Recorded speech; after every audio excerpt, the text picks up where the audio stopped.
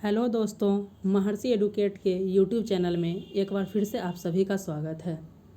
दोस्तों, आज की इस वीडियो लेक्चर में हम अपने सितंबर मंथ के 100 इम्पॉर्टेंट करंट अफेयर्स को देखेंगे।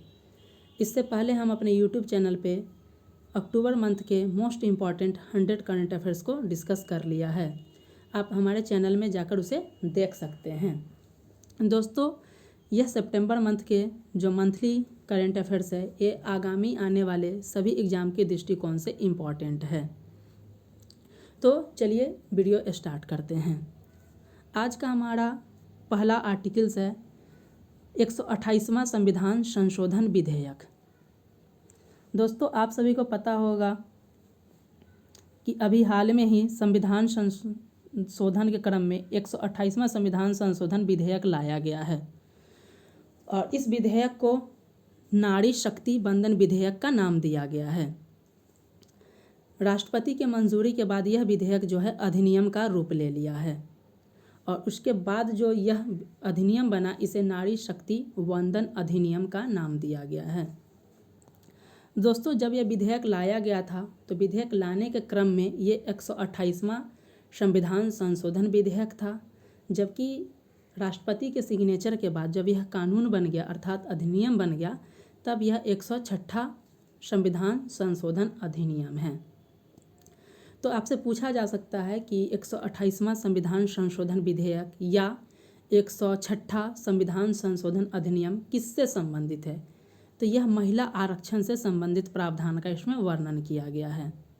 तो ये सबसे इम्पॉर्टेंट लाइन है कि आपसे पूछा जा सकता है कि 128वां संविधान संशोधन जो विधेयक था वो किससे संबंधित था? तो ये हमारा था महिला आरक्षण से संबंधित। इसमें बताया गया है, इसमें जो इम्पॉर्टेंट प्रावधान है इसमें यह बताया गया है कि केवल लोकसभा और विधानसभा में महिलाओं के लिए 1/3 अर्थात 33% सीटों पर उनके लिए आरक्षण का प्रावधान किया गया है। यानी यहाँ पे केवल लोकसभा और राज्य विधानसभा की बात की गई है, अर्थात इसमें राज्यसभा और विधान परिषद शामिल नहीं है। ये आपको ध्यान रखने की आवश्यकता है। तो अर्थात ये 33% आरक्षण कहाँ पे लागू होगा? तो आर्टिकल 330A के तहत इसे लोकसभा में लागू किया जाएगा। प्रत्येक राज्य की विधानसभा अर्थात आर्टिकल 332A के तहत प्रत्येक राज्य जहाँ पे विधानसभा है वहाँ पे लागू की जाएगी। और यह जो हमारे यूनियन टेरिटरी में केवल जो राष्ट्रीय राजधानी क्षेत्र दिल्ली है वहाँ की विधानसभा पे ये लागू होगा। और दिल्ली में जो लागू किया जाएगा 33% आरक्षण, यह आर्टिकल 239AA के प्रावधान के तहत लागू किया जाएगा। इसका नेक्स्ट प्रावधान यह है कि यह जो आरक्षण जो 33% आरक्षण किया गया है, यह केवल 15 वर्षों के लिए प्रारंभ में किया गया है। हो सकता है 15 वर्षों के बाद या तो इसे समाप्त कर दिया जाए या फिर इसे अगले 15 वर्षों के लिए कुछ समय के लिए बढ़ा दिया जाए। नेक्स्ट इसमें बताया जा रहा है कि जो 33% आरक्षण है उसमें अनुसूचित जाति और अनुसूचित जनजाति के जो महिलाएं हैं उनको कोटि के अंदर यानी उनका जो आरक्षण है उसके अंदर 1/3 अर्थात 33% आरक्षण देने की बात की गई है। जबकि ऐसा प्रावधान जो है ओबीसी वर्ग की महिलाओं अर्थात कोटे के अंदर आरक्षण जो ओबीसी वर्ग की महिलाएं हैं उनके लिए इस तरीके का प्रावधान नहीं किया गया है। नेक्स्ट हम देखते हैं कि आखिर इस तरीके का जो 33% आरक्षण किया जा रहा है जो 106वां संविधान संशोधन अधिनियम है, तो इससे क्या फ़ायदा होगा? तो आपको पता होगा कि हमारे लोकसभा में वर्तमान में कुल सदस्यों की संख्या 543 है, जिसमें महिला सांसदों की संख्या अगर वर्तमान में देखा जाए तो 82 है। अगर यह प्रावधान लागू हो जाता है तो इसमें महिलाओं सांसदों की संख्या बढ़कर 181 यानी कि 99 बढ़ जाएगा। अभी 82 है, वो बढ़कर 181 हो जाएगा। तो ये महिलाओं के आरक्षण से संबंधित है और महिलाओं के अधिकार को बात किया जाएगा, तो ये बहुत ही इम्पॉर्टेंट इस दृष्टिकोण से है। वहीं देखा जाए कि विधानसभा में क्या प्रावधान होगा, विधानसभा में आरक्षण से महिलाओं का क्या अधिकार में वृद्धि होगी। तो बिहार में अगर देखा जाए तो 243 सीट है और बिहार में अगर इस तरीके की व्यवस्था लागू होगी तो बिहार की महिलाओं के लिए 81 सीट महिलाओं के लिए आरक्षित हो जाएंगी। वहीं दिल्ली की बात किया जाए तो दिल्ली में 70 विधानसभा का सीट है, तो वहाँ पे 23 सीट जो है महिलाओं के लिए रिजर्व हो जाएगी। वहीं उत्तर प्रदेश, जो कि अगर देखा जाए कि पूरे भारत में सबसे ज़्यादा विधानसभा का सीट उत्तर प्रदेश में है, तो वहाँ पे सबसे ज़्यादा महिलाओं की संख्या हो जाएगी 134। तो आपसे प्रश्न पूछा जा सकता है कि 128वां संविधान संशोधन विधेयक में क्या प्रावधान था, या 106वां संविधान संशोधन अधिनियम किससे संबंधित है। तो ये लोकसभा और राज्य विधानसभाओं में महिलाओं को 33% आरक्षण देने से संबंधित है। बोला जा सकता है कि इसके लागू होने के बाद लोकसभा में महिलाओं की संख्या में कितनी वृद्धि हो जाएगी, तो 181 हो जाएगा। पूछा जा सकता है कि कितने वर्षों के लिए लागू रहेगा, तो 15 वर्षों के लिए लागू हो सकता है। यह भी प्रश्न पूछा जा सकता है कि इसके लागू होने के बाद भारत के किस राज्य में महिलाओं की संख्या सबसे ज़्यादा अधिक हो जाएगी, तो ये हमारा है उत्तर प्रदेश 134। और बिहार, जो कि बीपीएससी और बिहार दरोगा के कंटेक्स्ट में पूछा जा सकता है कि इस तरह के प्रावधान लागू होने से बिहार में महिलाओं के लिए कितनी सीटें आरक्षित हो जाएंगी, तो वह हो जाएगा 81। तो दोस्तों, हमने 128वां संविधान संशोधन विधेयक अर्थात 106वां संविधान संशोधन अधिनियम से संबंधित डिटेल्स प्रावधान को डिस्कस किया। अब हम अपने नेक्स्ट आर्टिकल्स पे चलते हैं। हमारा दूसरा आर्टिकल है प्रधानमंत्री विश्वकर्मा योजना। इस योजना को प्रधानमंत्री के द्वारा 17 सितंबर अर्थात विश्वकर्मा पूजा के अवसर पे इसे लॉन्च किया गया है नई दिल्ली के यशोभूमि से। इसका उद्देश्य क्या है, तो देश के ग्रामीण तथा शहरी कारीगरों और शिल्पकारों को आर्थिक मदद करना। जो कारीगर और शिल्पकार है, जैसे बढ़ई होते हैं, लोहार होते हैं, सुनार होते हैं, कुम्हार होते हैं, इस तरीके के 18 व्यवसायी वर्ग इसमें शामिल होंगे। और इसका उद्देश्य में है हमारा स्थानीय उत्पाद को बढ़ावा देना, कला शिल्प के द्वारा भारतीय संस्कृति के विरासत को बढ़ावा देना है। इसके लिए जो बताया गया कि सरकार के द्वारा अगले 5 वर्षों में वर्ष 2023 से 24 से वर्ष 2027 से 28 तक कुल 13,000 करोड़ बजट का प्रावधान किया गया है। इसमें शामिल व्यक्ति कितने हैं, तो कुल 18 व्यवसायी वर्ग इसमें शामिल हैं, जिनमें लोहार, सुनार, कुम्हार, बढ़ईगिरी, मूर्तिकार, इन सब लोग शामिल हैं। पूछा जा सकता है कि इसमें कौन सा मंत्रालय शामिल है, तो MSME सूक्ष्म लघु एवं मध्यम उद्यम मंत्रालय इसमें शामिल किया गया है। इससे क्या लाभ होगा, तो बोला जा रहा है कि इसमें जो लाभार्थी इस 18 कैटेगरी में से आते हैं उनको कौशल प्रशिक्षण के लिए प्रतिदिन 500 रुपये दिए जाएंगे। ये याद रखना है, प्रतिदिन 500 रुपये ट्रेनिंग के लिए दिए जाएंगे। और उनको टूल किट खरीदने के लिए, जो मॉडर्नाइजेशन या आधुनिक उपकरण है, खरीदने के लिए 15,000 रुपये दिए जाएंगे।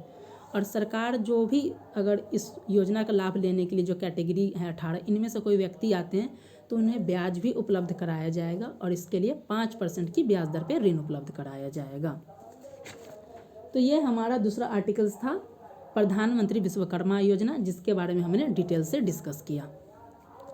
नेक्स्ट हमारा थर्ड आर्टिकल्स है भारत के 2 स्थल को यूनेस्को के विश्व धरोहर स्थल में शामिल किया गया। यह बहुत ही VVI करंट अफेयर्स है, आप इसे ज़रूर ध्यान रखेंगे कि भारत के अभी वर्तमान में 2 स्थल को अभी हाल ही में, एक है हमारा शांति निकेतन जो कि वेस्ट बंगाल से है, और दूसरा है होयसल मंदिर जो कर्नाटक के हैं। इन 2 स्थलों को यूनेस्को के विश्व धरोहर स्थल में शामिल किया गया है। तो आपसे प्रश्न पूछे जा सकते हैं कि यूनेस्को में अब तक भारत के कुल कितने विश्व धरोहर स्थल शामिल हैं, तो इसका आंसर हो जाएगा 42। और अभी हाल में 2 जोड़े गए हैं। एक जोड़ा गया है शांति निकेतन जो कि हमारा वेस्ट बंगाल के बीरभूम जिले में स्थित है।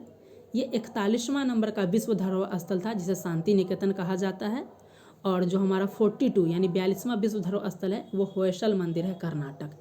तो ये दोनों आप याद रखेंगे, आपसे प्रश्न में 3 तरीके से प्रश्न पूछे जा सकते हैं कि वर्तमान में यूनेस्को में भारत के कुल कितने विश्व धरोहर स्थल हैं, तो 42। 41वां पूछा जाएगा तो शांति निकेतन, और 42 नंबर पूछा जाएगा तो होयसल मंदिर कर्नाटक। नेक्स्ट है हमारा statue of oneness. Statue of oneness जो है ये आदि शंकराचार्य की प्रतिमा को नाम दिया गया है। नेक्स्ट बताया जा रहा है कि इनका निर्माण कहाँ पे किया गया है, तो मध्य प्रदेश के खंडवा जिले के ओंकारेश्वर पे मंधाता पर्वत है, वहाँ पे इनकी 108 फीट ऊंची प्रतिमा बनाई गई है आदि शंकराचार्य की। इस मूर्ति को स्टैचू ऑफ वननेस का नाम दिया गया है। नेक्स्ट हमारा आर्टिकल है आयुष्मान भवः योजना। इस योजना को मूल उद्देश्य अगर देखा जाए तो यह है कि सभी व्यक्ति तक हमको स्वास्थ्य सेवाओं को पहुंचाना है। और इसी आयुष्मान भव योजना के तहत जो है सेवा पखवाड़ा पहल चलाया गया है। पखवाड़ा 15 दिन के लिए यूज किया जाता है। तो ये 15 दिनों के लिए हमारे जो प्रधानमंत्री हैं उनके बर्थडे से स्टार्ट होकर ये 2 अक्टूबर तक चलाया जाएगा, अर्थात 17 सितंबर से 2 अक्टूबर तक सेवा पखवाड़ा पहल के माध्यम से आयुष्मान भव अभियान को चलाया जाएगा, जिसका मूल फोकस रहेगा कि लोगों को अंग दान करने हेतु प्रेरित करना है। नेक्स्ट आर्टिकल हम देख लेते हैं, जो हमारा वो एक वन लाइनर आर्टिकल्स है कि चौथा नदी उत्सव का आयोजन कहाँ पे किया गया है।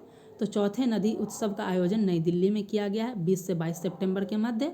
और इस वर्ष का जो चौथे नदी उत्सव का विषय है वो है यमुना नदी पर फोकस किया गया है इसका।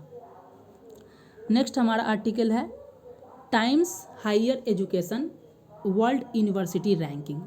तो टाइम्स हायर एजुकेशन के द्वारा जो वैश्विक स्तर पे जो विश्वविद्यालय हैं उनकी रैंकिंग की गई है 2024 के लिए। तो इससे पूछा जा सकता है कि इसके जारीकर्ता कौन है। तो ये है हमारा टाइम्स हायर एजुकेशन। यह इसका जो है 20वां संस्करण है। ये याद रखना है कि ये 20वां संस्करण है। इसमें कुल 108 देशों के 1904 यूनिवर्सिटी को शामिल किया गया। कितने हैं? तो 108 देशों के 1904 यूनिवर्सिटी को शामिल किया गया है। अब इसकी रैंकिंग को हम देखेंगे, 2 स्तर से रैंकिंग देखेंगे। एक वैश्विक स्तर पे क्या रैंकिंग है और एक देखेंगे भारतीय विश्वविद्यालयों की इसमें क्या रैंकिंग है। तो वैश्विक स्तर पर रैंकिंग देखा जाए तो ऑक्सफोर्ड विश्वविद्यालय जो है वो पहले स्थान पे है, वहीं स्टैनफोर्ड यूनिवर्सिटी जो है वो दूसरे स्थान पे। तो ये ज़्यादा इंपॉर्टेंट नहीं, आप इसे ध्यान रख सकते हैं, परंतु जो भारतीय विश्वविद्यालय की रैंकिंग है इसे आपको हर हाल में याद रखने होंगे। तो भारतीय विश्वविद्यालय में अगर देखा जाए कि भारतीय विश्वविद्यालय की पहले रैंकिंग पे कौन है, तो ये है IISc बेंगलोर, भारतीय विज्ञान संस्थान बेंगलोर जो है ये भारतीय विश्वविद्यालय जो पहले स्थान पे रहा है टाइम्स हायर एजुकेशन 2024 के वर्ल्ड रैंकिंग में। और इसका जो रैंकिंग ग्रुप था 201 से 250 के मध्य था। सेकेंड स्थान पे जो भारतीय विश्वविद्यालय था वो था अन्ना विश्वविद्यालय। नेक्स्ट देखा जाए तो IIT पटना भी इसमें शामिल है। और IIT पटना जो बहुत इंपॉर्टेंट है, ये देखा जाए तो IIT पटना इंपॉर्टेंट आपको याद होना चाहिए कि IIT पटना जो है और इसका रैंकिंग बैंड ग्रुप है वो 601 से 800 के मध्य में IIT पटना शामिल किया गया है। भारत का अगर प्रदर्शन की बात किया जाए टाइम्स हायर एजुकेशन में, तो अब तक का देखा जाए तो भारत का सबसे बेस्ट परफॉर्मेंस है ये। और भारत सर्वश्रेष्ठ प्रदर्शन करने वाला विश्व का चौथा देश बन गया है। और वर्ष 2024 के लिए जो रैंकिंग की गई है इसमें भारत से कुल 91 विश्वविद्यालय शामिल किए गए हैं। उसी के आधार पर अगर महाद्वीप के स्तर पे देखा जाए कि कौन सा महाद्वीप पहले स्थान पे, तो एशिया महाद्वीप पहले स्थान पे है और इसमें कुल 737 विश्वविद्यालय एशिया से शामिल किए गए हैं। नेक्स्ट हमारा आर्टिकल्स है विश्व कॉफ़ी सम्मेलन 2023। विश्व कॉफ़ी सम्मेलन 2023 का आयोजन बेंगलोर के कर्नाटक में किया गया है और यह इसका 5वां संस्करण था और यह पहली बार भारत में आयोजित किए जा रहा है। तो इसलिए बहुत इंपॉर्टेंट हो जा रहा है विश्व कॉफ़ी सम्मेलन। विश्व कॉफ़ी सम्मेलन जो 2023 है ये बहुत ज़्यादा इंपॉर्टेंट हो जा रहा है। क्यों? क्योंकि ये पहला बार आयोजन किया जा रहा है इंडिया में और यह इसका 5वां संस्करण है और इसका आयोजन हो रहा है भारत में। नेक्स्ट अगर इसका थीम की बात की जाए तो इसका थीम है चक्रीय अर्थव्यवस्था और पुनर्योजित कृषि के माध्यम से स्थिरता। विश्व कॉफ़ी सम्मेलन के शुभंकर अर्थात मैस्कॉट की बात किया जाए तो कॉफ़ी स्वामी इसका शुभंकर दिया गया है। नेक्स्ट आर्टिकल्स हम देखें, नॉर्मन ई बोरलॉग पुरस्कार से संबंधित है। ये बहुत इम्पॉर्टेंट पुरस्कार है। इस पुरस्कार को रॉकफेलर फाउंडेशन द्वारा समर्थन किया गया है। कई और संस्थाएं इसको मतलब ये प्रदान करती हैं, लेकिन इसको समर्थन यानी फंडिंग जो करती है वो रॉकफेलर फाउंडेशन के द्वारा किया जाता है। नॉर्मन ई बोरलॉग पुरस्कार अगर देखा जाए तो वर्ष 2023 के लिए जो दिया गया है वो है डॉक्टर स्वाति नायक। इन्हें बिहाना दीदी या सीड लेडी के नाम से भी जाना जाता है और यह पुरस्कार पाने वाली ये तीसरी भारतीय महिला। तो ये बहुत इम्पॉर्टेंट है, आपको इस न्यूज आर्टिकल्स को ज़रूर याद रखने हैं कि ये कितने तीसरी भारतीय महिला हैं। तो नॉर्मन ई बोरलॉग पुरस्कार 2023 की विजेता है डॉक्टर स्वाति नायक, जिन्हें बिहाना दीदी या सीड लेडी के नाम से जाना जाता है और यह पुरस्कार पाने वाली ये तीसरी भारतीय महिला हैं। इन्हें यह पुरस्कार क्यों दिया गया है? तो कृषि क्षेत्र में सूखा सहिष्णु चावल की किस्म को विकसित करने के लिए इन्हें दिया गया है। नेक्स्ट हमारा आर्टिकल है रेलवे बोर्ड की पहली महिला अध्यक्ष और सीईओ कौन नियुक्त की गई हैं। तो इस पद पे नियुक्त की गई हैं जो पहली महिला हैं जया वर्मा सिन्हा। तो रेलवे बोर्ड की पहली महिला अध्यक्ष जो बनाई गई हैं वह है जया वर्मा सिन्हा। नेक्स्ट है हमारा आर्टिकल यशोभूमि। बोला जा रहा है कि दिल्ली के द्वारका में एक कॉन्फ्रेंसिंग सेंटर बनाया जा रहा है, India international convention and expo centre. इसका पहला चरण का काम पूरा हो गया जिसे यशोभूमि का नाम दिया गया है। और भारत का सबसे बड़ा अगर एलईडी स्क्रीन कहीं पे लगाया गया है तो यहीं पे लगाया गया है। नेक्स्ट है हमारा आर्टिकल अंतर्राष्ट्रीय वकील सम्मेलन। यह भी बहुत इंपॉर्टेंट आर्टिकल्स है क्योंकि अंतर्राष्ट्रीय वकील सम्मेलन की बात की जाए तो अंतर्राष्ट्रीय वकील सम्मेलन पहला बार जो है ये भारत में हो रहा है। कहाँ पे हो रहा है तो नई दिल्ली में। अंतर्राष्ट्रीय वकील सम्मेलन जो है पहली बार भारत में आयोजित किया जा रहा है 23 से 24 सितंबर के मध्य। और इसका आयोजन बार काउंसिल ऑफ इंडिया के द्वारा किया जा रहा है और ये नई दिल्ली में आयोजित हो रहा है। अंतर्राष्ट्रीय वकील सम्मेलन का जो थीम है वह है न्याय वितरण प्रणाली में उभरती चुनौतियाँ। तो ये आप याद रखेंगे कि अंतर्राष्ट्रीय वकील सम्मेलन 2023 का आयोजन नई दिल्ली में किया गया है और ये पहली बार भारत में किया गया है और इसका थीम है न्याय वितरण प्रणाली में उभरती चुनौतियाँ। नेक्स्ट है हमारा आर्टिकल्स आसियान भारत शिखर सम्मेलन 2023। यह आसियान भारत शिखर सम्मेलन जो है भारत और आसियान के मध्य का यह 20वां संस्करण है। इसका आयोजन इंडोनेशिया के जकार्ता में किया गया है और इसमें भारत से प्रधानमंत्री मोदी जी इसमें शामिल हुए हैं। इस वर्ष का जो थीम था वो है आसियान मामले विकास का केंद्र। तो थीम याद रखना है, संस्करण कौन सा है ये भी याद रखना है और प्रधानमंत्री मोदी जी कब शामिल हुआ इस डेट को भी याद रखना है। इसमें बताया जा रहा है कि इसमें भारत आसियान सहयोग हेतु 12 सूत्री कार्यक्रम पे प्रस्ताव पर पारित किए गए हैं कि इस तरीके से हमें काम करना है आसियान के संबंध में। तो ये आप याद रख सकते हैं कि आसियान भारत शिखर सम्मेलन का आयोजन कहाँ पे हुआ है तो इंडोनेशिया में हुआ है। नेक्स्ट है हमारा आर्टिकल्स भारतीय भाषा उत्सव 2023। भारतीय भाषा उत्सव का आयोजन लखनऊ उत्तर प्रदेश में किया गया है 28 सितंबर को और यह एक 75 दिवसीय कार्यक्रम है। यानी यह कार्यक्रम जो स्टार्ट हुआ 28 सितंबर को लखनऊ से और यह 11 दिसंबर को समाप्त हो जाएगा। इसका उद्देश्य है कि देश भर के, आप जान रहे कि भारत विविधताओं से भरा देश है जहाँ पे भाषाएं बहुत ज़्यादा विविधताएं रखती हैं। तो इन विभिन्न भाषाओं को जश्न मनाने के लिए ही भारतीय भाषा उत्सव का आयोजन किया गया है और यह 75 दिनों का कार्यक्रम है और इसका आयोजन लखनऊ में किया गया है और यह स्टार्ट हुआ 28 सितंबर से जो कि 11 दिसंबर तक चलेगा। नेक्स्ट हमारा आर्टिकल्स है संगीत नाटक अकादमी अमृत पुरस्कार। दोस्तों आपको पता होगा संगीत नाटक अकादमी पुरस्कार अलग है और यह अमृत पुरस्कार अलग है। अभी देश के आज़ादी के 75 वर्ष पूरे हो चुके हैं, इसलिए जब भी कोई भी नया चीज़ आ रहा है तो उसमें अमृत महोत्सव इस तरीके का नाम प्रधानमंत्री जी द्वारा दिया जा रहा है। तो संगीत नाटक अकादमी के रूप में यहाँ पे एक अमृत पुरस्कार को स्टार्ट किया गया है और इसे संस्कृति मंत्रालय के द्वारा प्रदान किया जाएगा। और अमृत शब्द जो 70 वर्ष 5 ईयर पूरे होने के उपलक्ष्य में लाया गया है तो पूछा जा सकता है ये किन्हें दिया जाएगा। तो 75 वर्ष से अधिक आयु के कलाकार को दिया जाएगा जिनको अभी तक कोई भी राष्ट्रीय सम्मान नहीं मिला गया है। और वर्ष 2023 के लिए कुल 84 व्यक्तियों को संगीत नाटक अकादमी अमृत पुरस्कार दिया जाएगा। इन 84 व्यक्तियों से बिहार से कुल 4 व्यक्ति शामिल है। तो आपको याद रखना, आपसे पूछे जा सकते हैं कि बिहार से कितने व्यक्ति शामिल हैं, इनके नाम भी पूछे जा सकते हैं या 3-4 ऑप्शन देके पूछ सकते हैं इनमें कौन शामिल नहीं है। तो एक है गणेश प्रसाद सिन्हा, इन्हें ओवरऑल इनका मतलब पूरी भूमिकाओं के लिए दिया गया है। नेक्स्ट है रघुवीर मलिक, हिंदुस्तानी संगीत ध्रुपद के लिए इन्हें दिया गया है। भरत सिंह भारती को लोक संगीत फोक म्यूजिक के लिए दिया गया है और सुमन कुमार को एक्टिंग के लिए जो है संगीत नाटक अकादमी अमृत पुरस्कार दिया गया है। तो संगीत नाटक अमृत पुरस्कार के बारे में हमने देखा कि ये 75 वर्ष से अधिक उम्र के व्यक्तियों को दिया जा रहा है। कुल 84 व्यक्ति को इस बार दिया गया और बिहार से 4 व्यक्ति शामिल हैं। अब हम नेक्स्ट आर्टिकल्स देखते हैं। दोस्तों आप सभी को पता होगा कि हमारे देश में नई संविधान भवन का निर्माण किया गया है, नए संसद भवन का निर्माण किया गया है। तो पुराने संसद भवन का कुछ नाम दिया गया है और नए संसद भवन का भी नामकरण किया गया है। तो नई दिल्ली में स्थित पुराने संसद भवन है, इसका नाम संविधान सदन रखा गया है। संविधान सदन क्यों रखा गया है? क्योंकि इसी में संविधान का जो हमारा भारतीय संविधान का निर्माण हुआ था, इसलिए इसे संविधान सदन का नाम दिया गया है। और नए संसद भवन का नाम भारत का संसद भवन रखा गया। तो ये आप दोनों नामकरण याद रखेंगे। पूछा जा सकता है कि पुराने संसद भवन का नाम क्या है, तो संविधान सदन, और नए संसद भवन का नाम पूछा जाए तो यह भारत का संसद भवन। नेक्स्ट है हमारा C-295 परिवहन विमान। पहला नंबर आपसे प्रश्न में पूछा जा सकता है कि C-295 क्या है, तो एक परिवहन विमान है।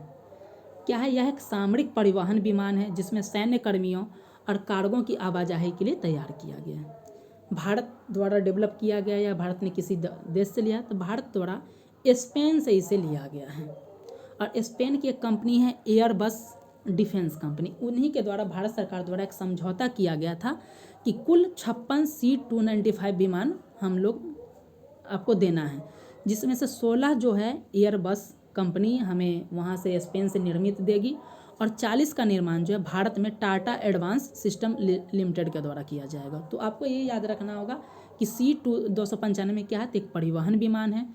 भारत किस देश से इसका खरीदारी किया है सॉरी, तो स्पेन से। किस कंपनी का नाम पूछा जाएगा, तो एयरबस डिफेंस कंपनी। पूछा जाएगा कुल कितने के लिए समझौता हो, तो 56, जिसमें से 16 एयरबस कंपनी देगी, और 40 का निर्माण स्वदेशी रूप से टाटा एडवांस सिस्टम लिमिटेड के द्वारा किया जाएगा। नेक्स्ट है कि यह जो आखिर इसकी विशेषता क्या है, तो अभी हमारे वायुसेना में एवरो 748 एक विमान है, ये उसका स्थान लेगा। साथ में बोला जा रहा है कि इस C-295 परिवहन विमान को भारतीय वायुसेना में इसको शामिल कर लिया गया। और कहाँ पे शामिल किया गया है, तो इसे जो बताया जा रहा है कि उत्तर प्रदेश के गाजियाबाद के हिंडन जो भारतीय वायुसेना का बेस है, वहाँ पे इसको शामिल किया गया है। और नेक्स्ट इसको जो है इंडियन एयरफोर्स के स्क्वाड्रन 11 में शामिल किया गया। तो ये बहुत इंपॉर्टेंट है, आपसे पूछा जा सकता है कि C-295 परिवहन विभाग को कहाँ पे शामिल किया गया है, तो उत्तर प्रदेश के गाजियाबाद के हिंडन में। और किस एयरफोर्स में के स्क्वाड्रन में शामिल किया गया, तो स्क्वाड्रन 11 में शामिल किया गया है। नेक्स्ट हमारा आर्टिकल्स है भारत ड्रोन शक्ति 2023। इसका आयोजन जो है उत्तर प्रदेश के गाजियाबाद के हिंडन एयरपोर्ट जो है वायुसेना का, वहाँ पे किया गया है। भारतीय वायुसेना और ड्रोन फेडरेशन के द्वारा किया गया है। इसका उद्घाटन जो देश के रक्षा मंत्री राजनाथ सिंह हैं, उनके द्वारा किया गया है। और यह 25 से 26 सितंबर 2 दिनों का ये कार्यक्रम आयोजित किया गया था। इसका लक्ष्य क्या है, तो इसका लक्ष्य बताया गया कि वर्ष 2030 तक भारत को वैश्विक ड्रोन हब बनाना है। और इस जो भी भारत ड्रोन शक्ति कार्यक्रम का आयोजन किया गया था, इसमें कुल 75 ड्रोन स्टार्टअप कंपनियों का भी इसमें शामिल किया गया था। नेक्स्ट हमारा आर्टिकल है भारत का लाइट हाउस फेस्टिवल। तो भारत के पहले लाइट हाउस फेस्टिवल का आयोजन जो किया गया है वो गोवा में किया गया है। तो याद रखिएगा कि भारत के पहले लाइट हाउस फेस्टिवल का आयोजन कहाँ पे किया गया है, तो ये गोवा में किया गया है। और इसमें लाइट हाउस हेरिटेज टूरिज्म अभियान की शुरुआत भी की गई है। नेक्स्ट है हमारा एक वन लाइनर टाइप आर्टिकल्स कि भारत अंतर्राष्ट्रीय स्तर पर स्वीकृत OIML international organisation of legal metrology प्रमाण पत्र जारी करने वाला विश्व का 13वां देश बना है। विश्व का कैमा देश बना है, तो 13वां। तो आपसे पूछा जा सकता है कि भारत OIML का कैमा नंबर देश बना है, तो 13वां देश बना है। नेक्स्ट है कि किसानों के अधिकार पर पहला वैश्विक सम्मेलन का आयोजन नई दिल्ली में किया गया है और इसका उद्घाटन राष्ट्रपति जी ने किया है। नेक्स्ट है हमारा कि भारत की पहली हरित हाइड्रोजन ईंधन सेल वाली बस का संचालन नई दिल्ली में किया गया है और इसका निर्माण जो है इंडियन ऑयल कॉरपोरेशन IOC के द्वारा किया गया है। तो पूछा जा सकता है कि भारत की पहली हरित हाइड्रोजन ईंधन वाली बस का संचालन कहाँ पे किया गया, तो नई दिल्ली में। इसका निर्माण कहाँ पे किया गया है, किसने किया है, तो इंडियन ऑयल कॉरपोरेशन के द्वारा। नेक्स्ट है हमारा आर्टिकल्स एशिया प्रशांत क्षेत्र के राष्ट्रीय मानवाधिकार संस्थानों का सम्मेलन का आयोजन कहाँ पे किया गया, तो नई दिल्ली में किया गया है और इसके उद्घाटन करता थे राष्ट्रपति जी। नेक्स्ट है हमारा एक अभियान चलाया गया है, स्वच्छता अभियान है ये, और इसके लिए टैगलाइन दिया गया है 1 तारीख 1 घंटा एक साथ एक अभियान। 1 तारीख यानी 1 अक्टूबर को बताया गया है। इसमें बताया गया कि 1 अक्टूबर को सुबह 10 बजे 1 घंटे तक आपको स्वेच्छा से क्या करना है, सफाई पे ध्यान देना है। और यह स्वच्छता पखवाड़ा जो हमारा स्वच्छता ही सेवा जो गांधी जी के जयंती से 1 दिन पहले 2 अक्टूबर को होता है, तो ये अब 1 अक्टूबर को गांधी जयंती के उपलक्ष्य में गांधी जी को सम्मानित करने के लिए अभियान चलाया गया है। नेक्स्ट है हमारा आर्टिकल्स रैमन मैग्सेसे पुरस्कार, जो कि बहुत इम्पॉर्टेंट है ये पुरस्कार।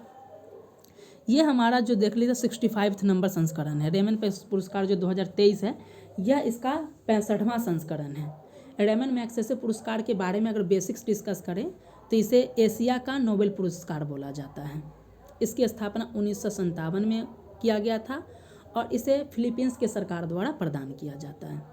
फिलीपींस के राष्ट्रपति थे रेमन मैग्सेसे, उन्हीं के सम्मान के लिए उनके नाम पर ही इस पुरस्कार का वितरण किया जाता था। तो हमने यहाँ पे देखा कि रेमन पुरस्कार का इसका बेसिक्स देखा कि यह इस बार का जो 2023 में दिया गया ये 65वां संस्करण है और इसे एशिया का नोबेल प्राइज बोला जाता है।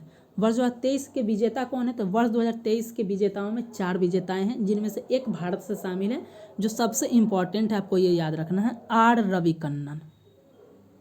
आर रविकन्नन जो है ये भारत के असम से हैं और इन्हें जो है वर्ष 2023 के लिए, अगर भारतीय सिर्फ पूछा जाएगा कि वर्ष 2023 के लिए रेमन पुरस्कार से विजेता भारतीय कौन है, तो आर रविकन्नन होगा।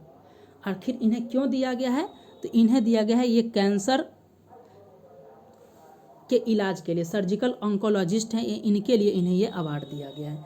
तो भारतीय जो थे रविकन्नन वो इंडिया से है, इन्हें कैंसर के इलाज के लिए वर्ष 2023 के रेमन मैग्सेसे पुरस्कार से सम्मानित किया गया है। नेक्स्ट हम देखेंगे कि अन्य 3 व्यक्ति कौन हैं, तो दूसरे हमारे कौरवी रक्षण जो कि बांग्लादेश के हैं। ये वंचित बच्चों के लिए जो समावेशी शिक्षा है इसको बढ़ावा देने के लिए इन्हें रेमन मैग्सेसे पुरस्कार दिया गया है। 3rd नंबर के जो हैं, जो रेमन मैग्सेसे पुरस्कार के विजेता हैं, यूजेनियो लोमेस जो तिमोर और लेस्ते के हैं, इन्हें खाद्य संप्रभुता में दूरदर्शिता के लिए इन्हें दिया गया है।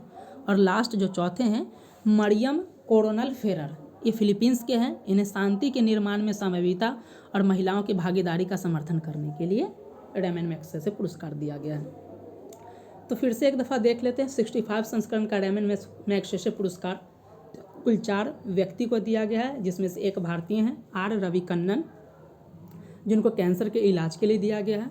दूसरे बांग्लादेश के कौरवी रक्षण, इन्हें बच्चों के समावेशी शिक्षा के लिए दिया गया है। एक है तिमोर लेस्ते के यूजेनियो लोमेस, इन्हें खाद्य संप्रभुता में दूरदर्शिता के लिए दिया गया। और चौथे हैं मरियम कोरोनल फेरर जो फिलीपींस के हैं, शांति निर्माण में समावेशिता और महिलाओं की भागीदारी के समर्थन के लिए दिया गया है। नेक्स्ट है हमारा आर्टिकल्स मेरा बिल मेरा अधिकार। मेरा बिल मेरा अधिकार यह चालान प्रोत्साहन योजना पूछा जा सकता है कि क्या है, तो यह चालान प्रोत्साहन योजना है। इसका उद्देश्य है कि जनता को जागरूक करना है कि वो जब भी खरीदारी करे, शॉपिंग करे, तो वो मतलब आप मांग कर सकते हैं कि हमें अपना बिल दीजिए। तो बिल में व्यवहार में परिवर्तन लाने के लिए इसे किया गया है और यह पायलट प्रोजेक्ट के रूप में कुछ राज्य और कुछ यूनियन टेरिटरी में चलाया गया है। तो जो पायलट प्रोजेक्ट के कुछ राज्य में स्टार्ट किया गया, इसमें असम, गुजरात और हरियाणा है, जो कि यूनियन टेरिटरी में पुडुचेरी, दादर नागर हवेली और दमन दीव है यहाँ पे। नेक्स्ट है हमारा भारत के पहले इलेक्ट्रिक हाईवे का निर्माण जो है नई दिल्ली से जयपुर के लिए किया गया है। तो ये पूछा जा सकता है कि भारत के पहले इलेक्ट्रिक हाईवे का निर्माण कहाँ से कहाँ किया गया, तो नई दिल्ली से जयपुर के लिए। नेक्स्ट जो हमारा सबसे इम्पॉर्टेंट आर्टिकल है, एक राष्ट्र एक चुनाव। आपको पता होगा दोस्तों कि प्रधानमंत्री जी द्वारा, विधि आयोग द्वारा, कई बार नीति आयोग के द्वारा घोषणा किया गया कि देश में एक साथ एक चुनाव कराए जाए। इसकी जांच के लिए कि क्या ये प्रासंगिक है कि नहीं, इसके लिए एक कमेटी बनाया गया है। पूर्व राष्ट्रपति जो देश के 14वें नंबर के राष्ट्रपति थे रामनाथ कोविंद जी, उनके अध्यक्षता में एक समिति बनाया गया है जिसका नाम है एक राष्ट्र एक चुनाव की जांच के लिए समिति, जिसके अध्यक्ष रामनाथ कोविंद पूर्व राष्ट्रपति हैं। इसमें कितने सदस्य हैं, तो कुल 8 सदस्य हैं। इसमें एक हमारा अध्यक्ष है जो कि राष्ट्रपति जी हैं रामनाथ कोविंद पूर्व राष्ट्रपति, और 7 अन्य सदस्य हैं। इन 7 अन्य सदस्यों के नाम आपको याद नहीं रखने हैं। इसमें से एक नाम अधीर रंजन चौधरी जो कि कांग्रेस से हैं, इनका नाम आपको ध्यान रखना है, क्योंकि जब इनको इसका सदस्य बनाने की बात की गई थी तो इन्होंने इनकार कर दिया था कि हमें इसका सदस्यता ग्रहण नहीं करनी है। यह कमेटी जो बनेगा, इस कमेटी का काम क्या है, तो इसका ये देखना काम है कि क्या एक राष्ट्र एक चुनाव प्रासंगिक है, क्या कराए जा सकते हैं, इसके क्या लाभ होंगे, इनकी क्या हानियाँ होंगी। ये दल बदल अभी जान रहे हैं कि अभी बहुत सारे नेता एक दल से दूसरे दल में चले जाते हैं, तो क्या इसके लिए क्या नए प्रोविजंस जोड़े जाने चाहिए, अविश्वास प्रस्ताव लाया जा रहा है तो इसके लिए क्या नए, और त्रिशंकु विधानसभा की स्थिति में क्या करना है। ये 4-5 महत्वपूर्ण कार्य के लिए यह कमेटी की स्थापना की गई है। इसकी बैठक 2 बैठक अब तक हो चुकी है। इसकी पहली बैठक जो आपको बहुत इंपॉर्टेंट है, डेट और जगह दोनों याद रखना है, कि एक राष्ट्र एक चुनाव समिति के लिए जो पहली बैठक का आयोजन हुआ था वो कहाँ पे 23 सितंबर को नई दिल्ली में हुआ है, और इसकी दूसरी बैठक 25 अक्टूबर को भी नई दिल्ली में हो। तो ये दोनों डेट्स आपको याद रखने होंगे। नेक्स्ट है आखिर जो बैठक हुआ था, इस बैठक में क्या अब तक निर्णय लिए गए। तो इसमें यह बोला गया कि जो एक राष्ट्र एक चुनाव की जांच के लिए जो समिति था उसका नाम चेंज कर दिया गया, और इसका नाम चेंज करके इसका नाम रखा गया है एक देश एक चुनाव के लिए उच्च स्तरीय समिति, हाई लेवल कमेटी। एक नेक्स्ट इसी से रिलेटेड पॉइंट है, इसमें बताया गया कि वर्तमान में हमारे देश में 6 राष्ट्रीय पार्टी है, नेशनल पार्टी 6 हैं, राज्य स्तरीय पार्टियाँ 33 है, और पंजीकृत यानी रजिस्टर्ड है लेकिन इनको मान्यता प्राप्त नहीं है, ऐसी पार्टियों की संख्या 7 है। तो ये आपको ध्यान रखना है कि इससे पीटीएम में प्रश्न पूछे जा सकते हैं कि वर्तमान में राष्ट्रीय पार्टी कितनी है, तो 6, राज्य स्तरीय पार्टी कितनी है 33, और पंजीकृत गैर मान्यता प्राप्त पार्टी कितनी है 7। तो ये बहुत इंपॉर्टेंट आर्टिकल्स था जिसको हमने डिस्कस किया। नेक्स्ट हमारा कुछ वन लाइनर हम डिस्कस कर लेते हैं। एक वन लाइनर है कि भारतीय सेना के विशिष्ट पैरा स्पेशल फोर्स में बनने वाली पहली महिला सर्जन कौन है, तो पायल छाबड़ा हैं। नेक्स्ट है हमारा कि भारत का पहला भूमिगत बिजली ट्रांसफार्मर अंडरग्राउंड पावर ट्रांसफार्मर की स्थापना कहाँ पे किया गया, तो कर्नाटक के बेंगलुरु में किया गया है। पहला भूमिगत बिजली ट्रांसफार्मर कर्नाटक के बेंगलुरु में किया गया है।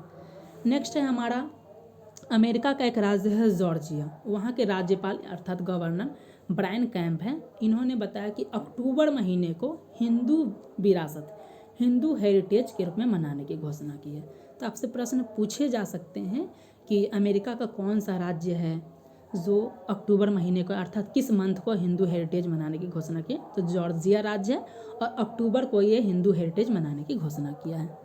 नेक्स्ट है हमारा इंद्रजाल। तो आखिर पूछ सकते हैं इंद्रजाल क्या है, अभी हाल के दिनों में चर्चा में था।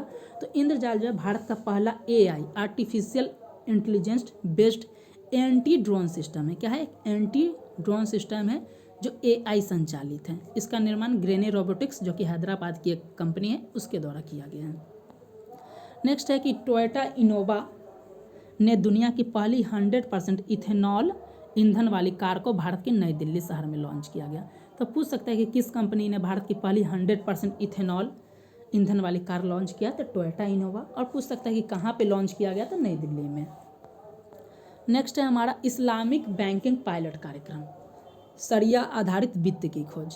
पूछा जा सकता है कि इस्लामिक बैंकिंग पायलट कार्यक्रम किस देश के द्वारा लाया गया है, तो ये रसिया के द्वारा लॉन्च किया गया है, और इसका उद्देश्य है 25 मिलियन मुस्लिम आबादी के साथ इस्लामिक वित्त क्षमता का दोहन करना। तो ये आपको याद रखना है, इस्लामिक बैंकिंग पायलट प्रोजेक्ट ये रसिया के द्वारा लॉन्च किया गया है। नेक्स्ट है कि भारत और संयुक्त राज्य अमेरिका के बीच जो WTO में पोल्ट्री विवाद था, तो ये दोनों देशों ने समझौता किया कि हमें इस मुद्दे को सॉल्व करना है। तो आपसे प्रश्न पूछा जा सकता है कि भारत ने किस देश के साथ अपने पोल्ट्री विवाद को सॉल्व करने के लिए, WTO में जो विवाद था उसको करने के लिए फैसला लिया, तो यह है संयुक्त राज्य अमेरिका। नेक्स्ट है यूनाइटेड किंगडम ने डिसाइड किया है कि वह यूरोपीय संघ का एक वैज्ञानिक अनुसंधान कार्यक्रम है होराइजन यूरोप, उसमें वह फिर से शामिल होने की घोषणा किया है। नेक्स्ट है उभरती प्रौद्योगिकी के युग में डिजिटल समावेशन रिपोर्ट किसके द्वारा जारी किया गया है, ट्राई, भारतीय दूरसंचार नियामक प्राधिकरण के द्वारा किया गया है। नेक्स्ट है हमारा डेनियल मैकगाहे, एक कनाडा के एक व्यक्ति, एक ट्रांसजेंडर है जो अंतर्राष्ट्रीय क्रिकेट खेलने वाले पहले ट्रांसजेंडर बन गए हैं। नेक्स्ट है हमारा अंतर्राष्ट्रीय कपास सलाहकार समिति ICAC की 81वीं पूर्ण बैठक का आयोजन कहाँ पे किया गया, तो यह मुंबई भारत में किया जाएगा 81 बैठक कहाँ पे किया जाएगा, तो यह मुंबई में किया जाएगा 2 से 5 दिसंबर के मध्य, और इसका थीम है वैश्विक समृद्धि के लिए स्थानीय नवाचार।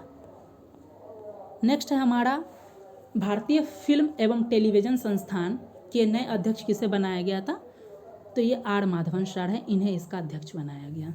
नेक्स्ट है हमारा अंतर्राष्ट्रीय एयरोस्पेस सम्मेलन 2023 समावेशी वैश्विक मूल्य श्रृंखला की ओर अग्रसर, ये इसका शीर्षक है, का आयोजन कहाँ पे किया गया। आपसे सामान्यतः पूछे जा सकता है कि अंतर्राष्ट्रीय एयरोस्पेस सम्मेलन 2023 का आयोजन कहाँ पे किया गया।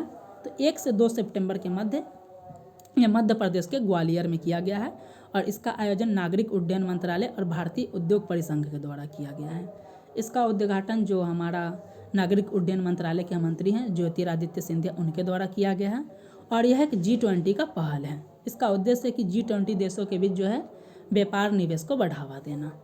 नेक्स्ट है हमारा आरोग्य मैत्री क्यूब क्या है। तो भारत द्वारा विकसित दुनिया का पहला पोर्टेबल आपदा अस्पताल है, यानी कि भारत के द्वारा एक आपदा पोर्टेबल अस्पताल बनाया गया है जिसे आरोग्य मैत्री क्यूब का नाम दिया गया है। नेक्स्ट है कि पेरू में 3000 साल पुराने एक पुजारी की कब्र मिली है, इसे प्रिस्ट ऑफ पैको पंपा नाम दिया गया है। नेक्स्ट है कि असम सरकार जहाँ पे बहु विवाह होता है उस पर प्रतिबंध लगाने के लिए एक विधेयक लाया है, तो आप इसे याद रख सकते हैं। हिटाची पेमेंट सिस्टम के द्वारा NPCI के सहयोग से भारत का पहला UPI ATM लॉन्च किया है। पूछ सकता है कि भारत का पहला UPI ATM लॉन्च किसने किया है, तो यह है हिटाची पेमेंट सर्विसेज। नेक्स्ट है 43वां आसियान सम्मेलन। 43वां आसियान सम्मेलन कहाँ पे आयोजित किया गया है, तो ये 5 से 7 सितंबर के मध्य इंडोनेशिया की राजधानी जकार्ता में इसका आयोजन किया गया है और इस बार का थीम था इसका उद्देश्य है आसियान उपलब्धि और नींव को मजबूत करना, आसियान विजन 2045। तो आप इसे याद रख के इसके उद्देश्य को ध्यान रख सकते हैं। इसका थीम है आसियान मामले विकास का केंद्र। इसमें यह डिसाइड लिया गया कि वर्ष 2026 में म्यांमार को जो आसियान की अध्यक्षता करने था तो उनको देने से मना कर दिया कि वो इसकी अध्यक्षता नहीं कर सकते हैं। तो प्रश्न पूछ सकते हैं कि वर्ष 2026 में कहाँ पे आसियान का सम्मेलन होना था जिसे करने से मना कर दिया गया, तो ये हो जाएगा म्यांमार। नेक्स्ट हमारा आर्टिकल है कि ब्रिटेन का एक शहर है बर्मिंघम, वह खुद को दिवालिया घोषित कर दिया है। नेक्स्ट है हीरो किम कुन ओके, यह क्या है, तो ये उत्तर कोरिया का पहला operational tactical nuclear attack submarine है। यानी बोला जा रहा है कि हीरो किम कुन ओके इसे सबमरीन यानी सबमरीन अर्थात पनडुब्बी नंबर 841 नाम दिया गया है और यह क्या है, उत्तर कोरिया का पहला ऑपरेशन टैक्टिकल यानी तात्कालिक परमाणु अटैक पनडुब्बी है। नेक्स्ट हमारा एक बुक है फायर ऑन द गंगा, इसके लेखिका हैं राधिका आयंगर, आप इसे याद रख सकते हैं, बहुत इंपॉर्टेंट बुक है। नेक्स्ट है एक रिपोर्ट जारी किया गया द जेंडर स्नैपशॉट, इसे संयुक्त राष्ट्र के द्वारा जारी किया गया है इसमें यह बताया गया कि वर्ष 2030 तक लैंगिक समानता को हासिल कर लेना है और सस्टेनेबल डेवलपमेंट गोल का गोल नंबर जो 5 है वो जेंडर इक्वलिटी की बात करता है। नेक्स्ट है हमारा मुख्यमंत्री ग्रामीण आवास न्याय योजना, इसे छत्तीसगढ़ की सरकार के द्वारा लॉन्च किया गया है। तो दोस्तों हमने अब तक 50 मोस्ट इम्पॉर्टेंट सितंबर मंथ के करंट अफेयर्स को देखा। अब हम इसके बाकी के जो 50 करंट अफेयर्स बचे उसको भी हम डिस्कस कर लेते हैं। नेक्स्ट है 51वां नंबर का हमारा आर्टिकल से इसमें बताया गया है कि मैक्सिको देश ने वहाँ की सुप्रीम कोर्ट ने एक फैसला दिया है कि गर्भपात को अपराध की श्रेणी से बाहर किया जाएगा, अर्थात गर्भपात कराना वहाँ पे कोई अपराध नहीं रह गया है। नेक्स्ट हमारा एक बुक है the song of the cell, इसके राइटर हैं सिद्धार्थ मुखर्जी। नेक्स्ट है हमारा बोला जा रहा है कि ट्रांसजेंडर के लिए समर्पित भारत की पहली OPD अस्पताल कहाँ पे बनाया गया, तो ये दिल्ली के राम मनोहर लोहिया अस्पताल में खोला गया है। नेक्स्ट है वर्ल्ड स्पाइस कांग्रेस, विश्व मसाला सम्मेलन, यह इसका 14वां सम्मेलन है और इसका आयोजन नवी मुंबई या मुंबई के वासी शहर में आयोजित किया जा रहा है और इसका आयोजन वाणिज्य एवं उद्योग मंत्रालय के द्वारा किया गया है। इसका उद्देश्य है कि भारतीय मसालों के लिए अंतर्राष्ट्रीय व्यापार के नए अवसर उपलब्ध कराना और आपको पता होगा कि भारत को दुनिया का मसाला का कटोरा के नाम से जाना जाता है। स्पाइस बॉल जो होता है दुनिया मसाला का कटोरा भारत को बोला जाता है। तो वर्ल्ड स्पाइस कांग्रेस का आयोजन सम्मेलन कहाँ पे आयोजित किया जाएगा, मुंबई में। नेक्स्ट है हमारा संयुक्त राष्ट्र जलवायु महत्वाकांक्षा शिखर सम्मेलन का आयोजन कहाँ पे किया गया है, तो ये न्यूयॉर्क अमेरिका में किया गया है और इसका उद्देश्य है जो COP28 सम्मेलन होना है तो उसमें जलवायु से संबंधित कार्यक्रम जो है उसमें तेजी लाना है कि लोग देश जो है इस पर और तीव्र गति से कार्य करें। इसी उद्देश्य की पूर्ति के लिए यह आयोजन न्यूयॉर्क में किया गया है, संयुक्त राष्ट्र जलवायु महत्वाकांक्षा शिखर सम्मेलन। नेक्स्ट है हमारा जो बहुत इम्पॉर्टेंट है, हर साल गणतंत्र दिवस इंडिया में होता है तो कोई ना कोई अतिथि जो विदेशी सचिव जो होते हैं विदेश का प्रतिनिधित्व करने आते हैं गेस्ट के रूप में इंडिया में। तो वर्ष 2024 के लिए जो मुख्य अतिथि के रूप में अमेरिकी राष्ट्रपति जो बाइडेन को चुना गया है, निमंत्रित किया गया है कि वे गणतंत्र दिवस के अतिथि होंगे जो बाइडेन। तो ये बहुत इंपॉर्टेंट है, VVI है, आप इसे याद कर सकते हैं। नेक्स्ट है हमारा एक इजराइल के द्वारा एक टैंक विकसित किया गया है जो AI संचालित है, इसे नाम दिया गया बराक या लाइटनिंग, इसे मार्क 5 के नाम से भी जाना जा रहा है। तो ये याद रखिएगा, पूछ सकता है कि बराक क्या था हाल के दिन में चर्चा में। तो इजराइल के द्वारा विकसित किया गया एक AI संचालित टैंक है। आपको हमने इससे पहले अक्टूबर मंथ में बताया था कि गुजरात के धोरडो गांव को जो है संयुक्त राष्ट्र के द्वारा विश्व का सबसे पर्यटन गांव घोषित किया गया था, लेकिन भारत के पर्यटन मंत्रालय के द्वारा भी सर्वश्रेष्ठ पर्यटन गांव का एक रिपोर्ट जारी किया गया है कि भारत का सबसे सर्वश्रेष्ठ पर्यटन गांव कौन है। ये पर्यटन मंत्रालय की रिपोर्ट है, याद रखने की आवश्यकता है। तो असम का जो विश्वनाथ घाट है जिसे गुप्त काशी भी बोला जाता है, जो ब्रह्मपुत्र नदी के तट पर अवस्थित है, इससे भारत का सर्वश्रेष्ठ पर्यटन गांव डिक्लेयर किया गया है। तो ये याद रखना, कंफ्यूज नहीं हो रहा। धोरडो गांव जो गुजरात का है वो संयुक्त राष्ट्र विश्व पर्यटन के आधार पर उसको दिया गया है, जो कि भारतीय पर्यटन मंत्रालय के अनुसार जब पूछा जाएगा तो ये असम का विश्वनाथ घाट हो जाएगा, याद रखिएगा। नेक्स्ट है कि भारत का 54वां टाइगर रिजर्व के रूप में मध्य प्रदेश का वीरांगना दुर्गावती को यह दर्जा दिया गया है कि भारत का 54वां और मध्य प्रदेश का 7वां टाइगर रिजर्व है, नाम है वीरांगना दुर्गावती टाइगर रिजर्व। नेक्स्ट हमारा आर्टिकल है भारत ऊर्जा परिवर्तन शिखर सम्मेलन। यह इसका सेकेंड सत्र है जो आयोजित किया गया है नई दिल्ली में और इसे फिक्की के द्वारा आयोजित किया जा रहा है और इसका उद्देश्य है कि हमको ग्रीन हाइड्रोजन को बढ़ावा दिया जा रहा है भारत सरकार के द्वारा, तो इसके लिए एक इकोसिस्टम तैयार करना है। इसी के उद्देश्य की पूर्ति के लिए यह सम्मेलन आयोजित किया गया है। नेक्स्ट है हमारा कि अंतर्राष्ट्रीय टेनिस हॉल ऑफ फेम में नामांकित होने वाले पहले एशियाई खिलाड़ी कौन बन गए हैं, तो ये है लिएंडर पेस। ये भी बहुत इंपॉर्टेंट करंट अफेयर्स है। नेक्स्ट है हमारा कि 13वां हिंद प्रशांत सेना का प्रमुख सम्मेलन का आयोजन कहाँ पे किया गया है, तो ये नई दिल्ली में आयोजित किया गया है। नेक्स्ट है हमारा 18वां पूर्वी एशिया शिखर सम्मेलन। ये बहुत इंपॉर्टेंट है। इसका आयोजन इंडोनेशिया के जकार्ता में 6 से 7 सितंबर के मध्य हुआ है। बताया जा रहा है कि ये सम्मेलन और 20वां भारत आसियान, जो कि हमने इससे पहले डिस्कस किया था कि 20वें भारत आसियान सम्मेलन का जो आयोजन किया वो भी इंडोनेशिया के जकार्ता में किया गया है। तो ये दोनों एक साथ ही हुआ था जिसमें भारत से प्रधानमंत्री नरेंद्र मोदी शामिल हुए थे। तो ये इंपॉर्टेंट अभी 3 चीज़ याद रखना है। अगर 43rd आसियान सम्मेलन पूछा जाएगा वो भी इंडोनेशिया के जकार्ता में है। 20वां आसियान भारत शिखर सम्मेलन का आयोजन पूछा जाए तो भी इंडोनेशिया के जकार्ता में है। और 18वां पूर्वी एशिया शिखर सम्मेलन भी पूछा जाए तो भी इंडोनेशिया के जकार्ता में। ये बहुत इंपॉर्टेंट था, इसे आप याद रखेंगे। नेक्स्ट है एक मिशन चलाया गया है UGC के द्वारा जिसका नाम है मालवीय मिशन। तो पूछा जा सकता है कि मालवीय मिशन क्या है, तो ये एक टीचर ट्रेनिंग प्रोग्राम है। एक टीचर ट्रेनिंग यानी कि हमको शिक्षकों को ट्रेनिंग देना है और इसके लिए UGC के द्वारा मालवीय मिशन चलाया गया है। इसमें बताया जा रहा है कि उच्च शिक्षण संस्थान हायर एजुकेशन के जो शिक्षक है उनको हमको क्या करना है, ट्रेनिंग देना है। और देश भर के 111 मालवीय मिशन केंद्र बनाए जाएंगे और 15 लाख शिक्षकों को ट्रेनिंग दी जाएगी। नेक्स्ट है कि रॉकेट, इसरो की एक वैज्ञानिक थी जो रॉकेट में जब भी चंद्रयान लॉन्च हो या कोई भी मिशन लॉन्च होता था तो वो उल्टी गिनती करती थी, जिनका नाम था N वलारम थी। ये चंद्रयान मिशन 3 में लास्ट टाइम काम की थी, उन्हीं का अभी हाल में देहांत हो गया। तो ये याद रख सकते हैं, ये इंपॉर्टेंट हो सकता है। नेक्स्ट है कि आपको पता होगा कि वर्ष 2023 में जो है G20 का 18वां शिखर सम्मेलन हो रहा है और ये हमारे इंडिया में हो रहा है। इस दृष्टिकोण से G20 शिखर सम्मेलन का क्रम 18वां है, ये अपने आप में इम्पॉर्टेंट हो जाता है। आपसे इसके थीम्स के विषय में पूछे जा सकते हैं। इसके बहुत सारे सम्मेलन हुए हैं, कहाँ 60 शहर में लगभग 200 से अधिक सम्मेलन हुए, तो ये प्रश्न पूछे जा सकते हैं।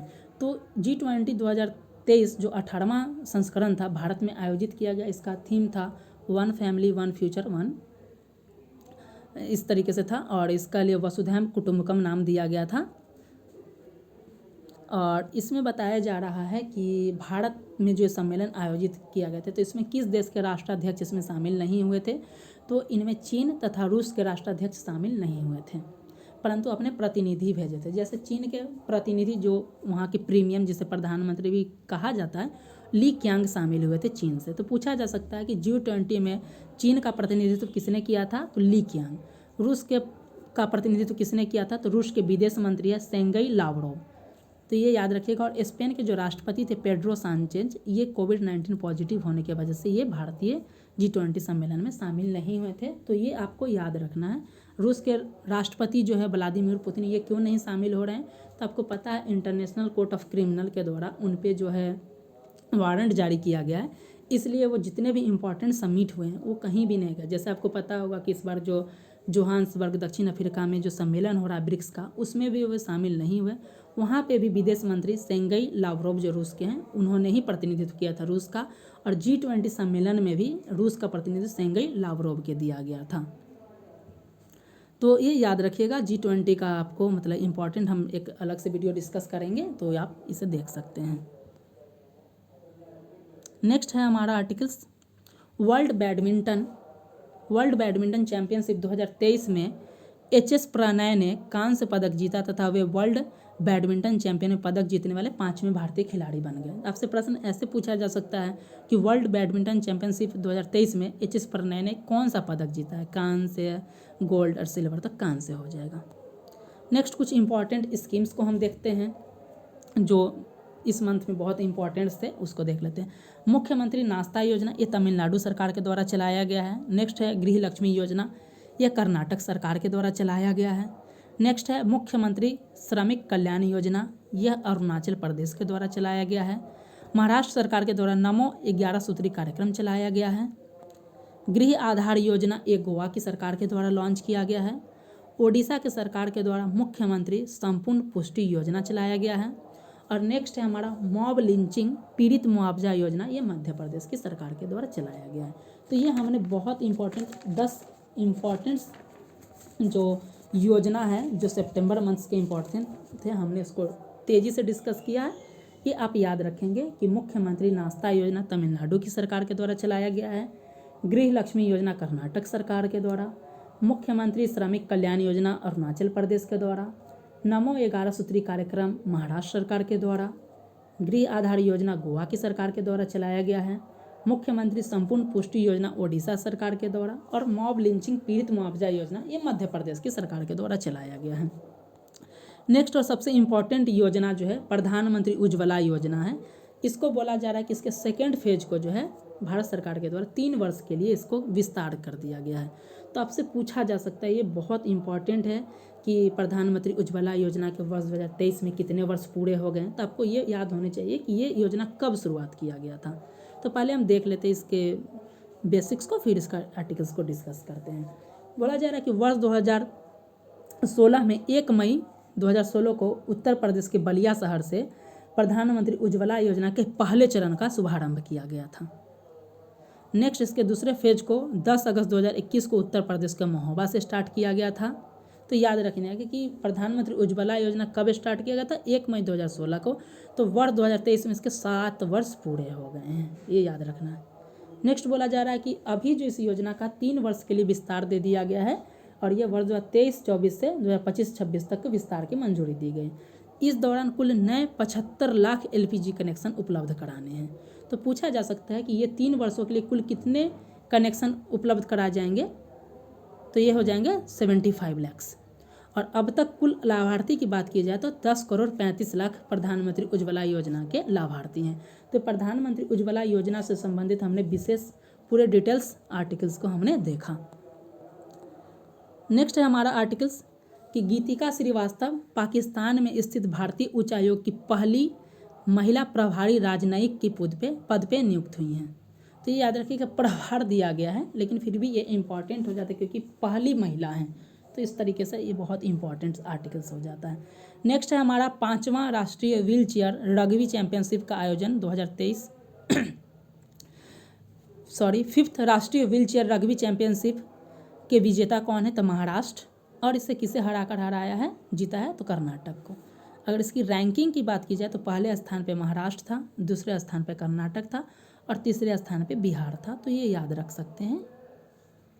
नेक्स्ट है हमारा world trade expo 2023। World trade expo 2023 यह इसका चौथा संस्करण है और इसका आयोजन मुंबई महाराष्ट्र में किया जाएगा 3 से 4 अक्टूबर के मध्य।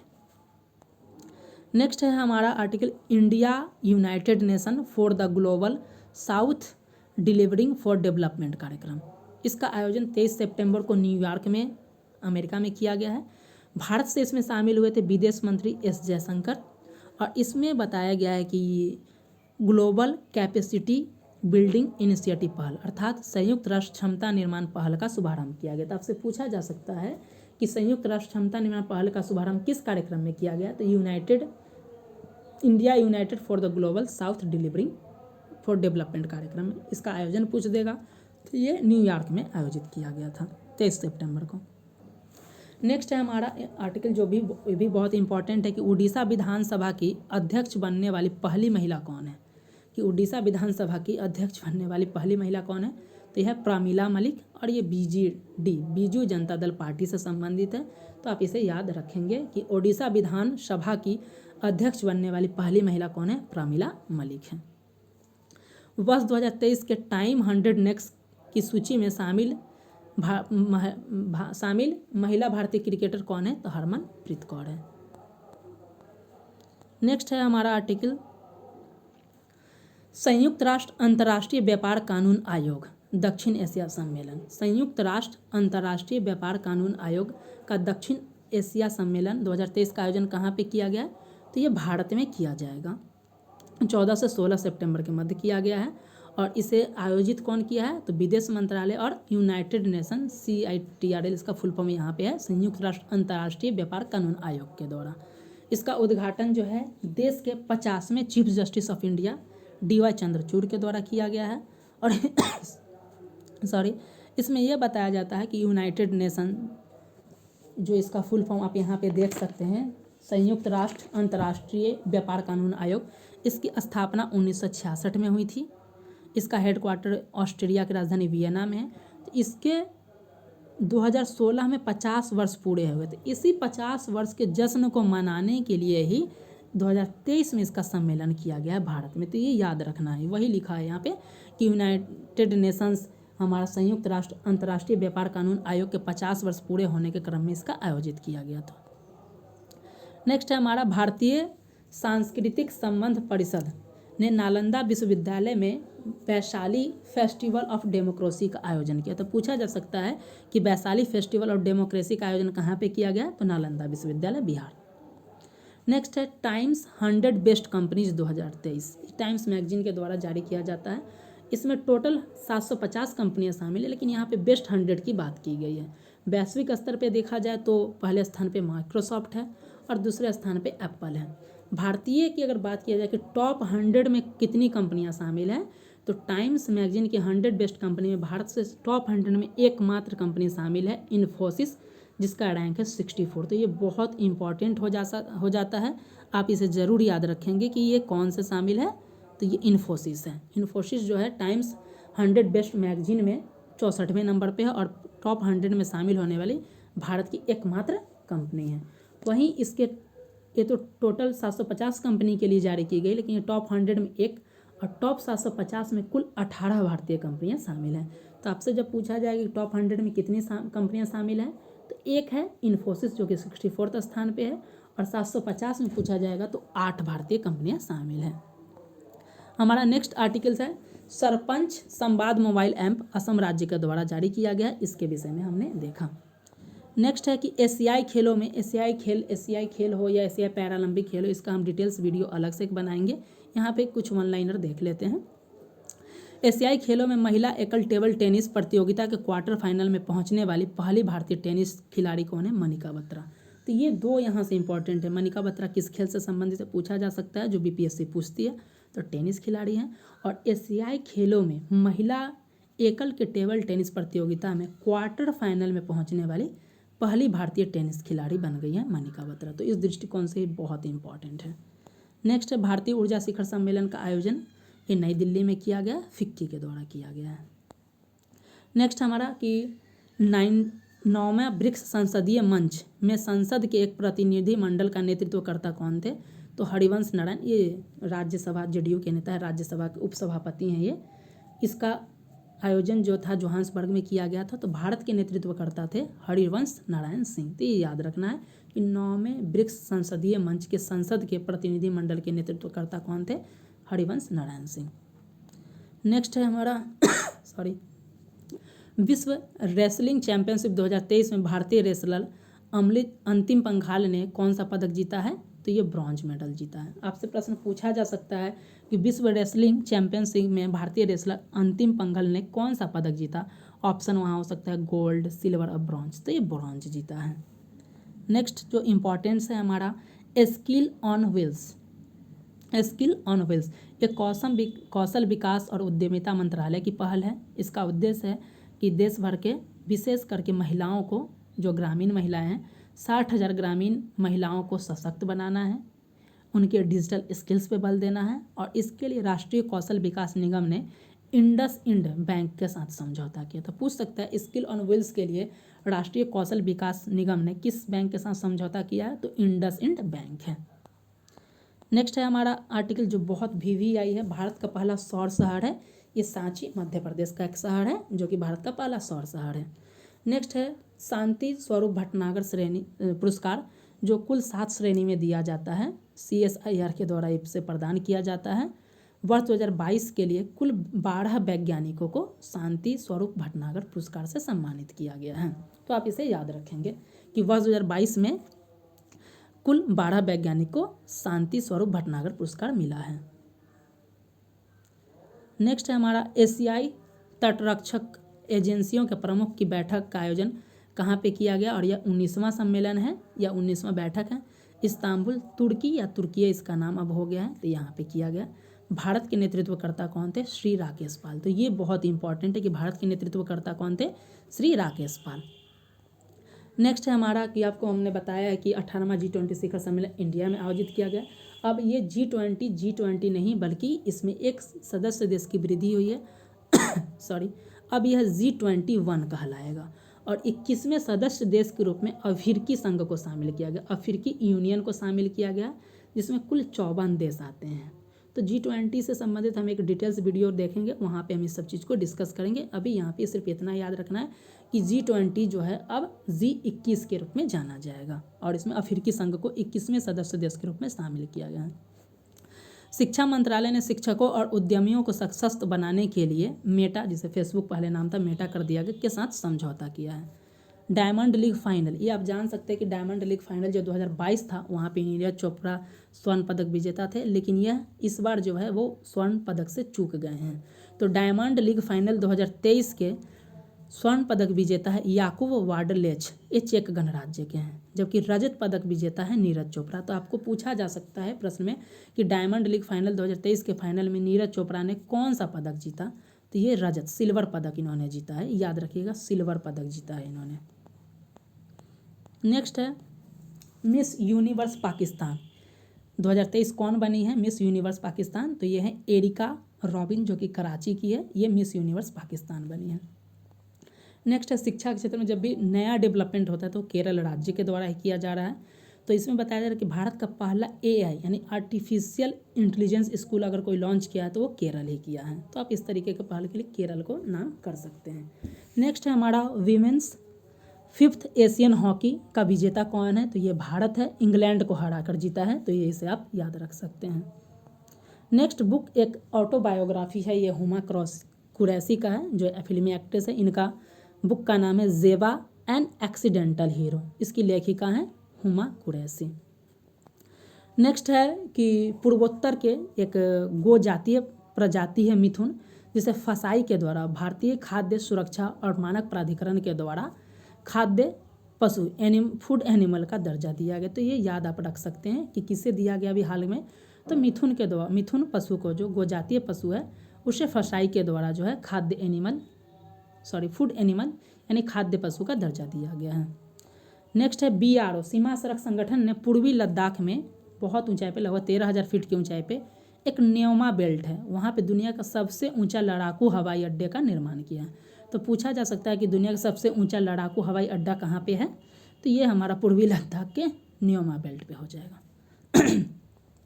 नेक्स्ट हमारा आर्टिकल है इजराइल के एक विजमैन इंस्टीट्यूट है, वहाँ के वैज्ञानिकों ने स्टेम सेल यानी स्टेम कोशिकाओं के माध्यम से प्रयोगशाला में मानव भ्रूण का कृत्रिम मॉडल विकसित किया है।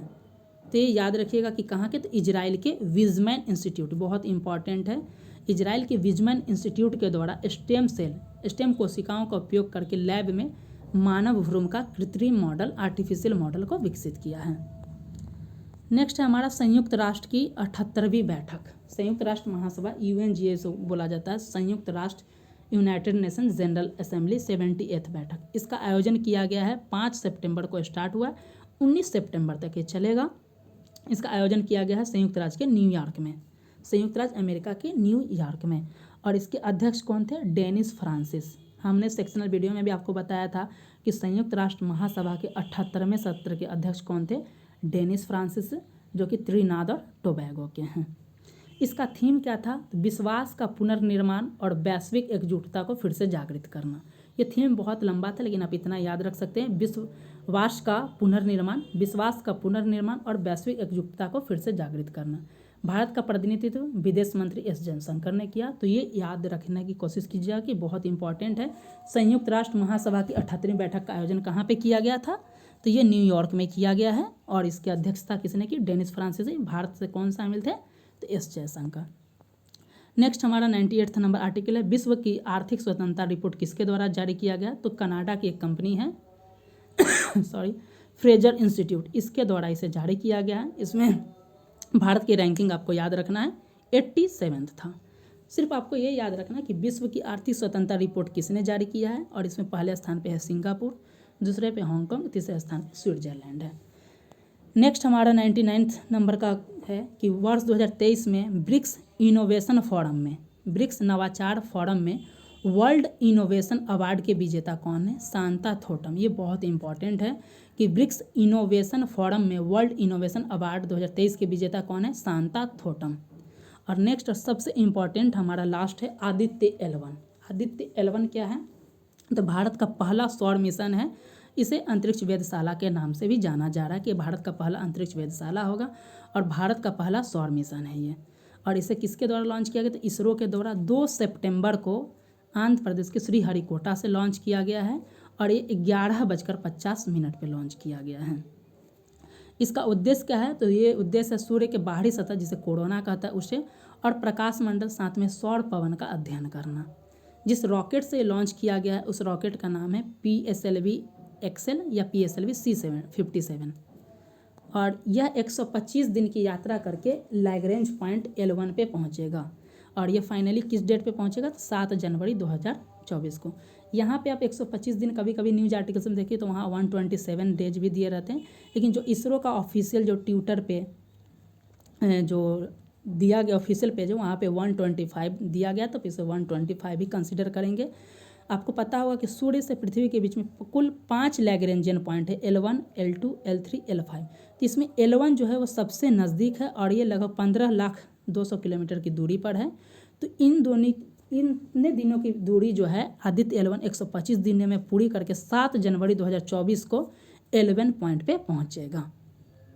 और इस आदित्य L1 जो मिशन है उसके प्रोजेक्ट डायरेक्टर जो है वो है निगार साजी।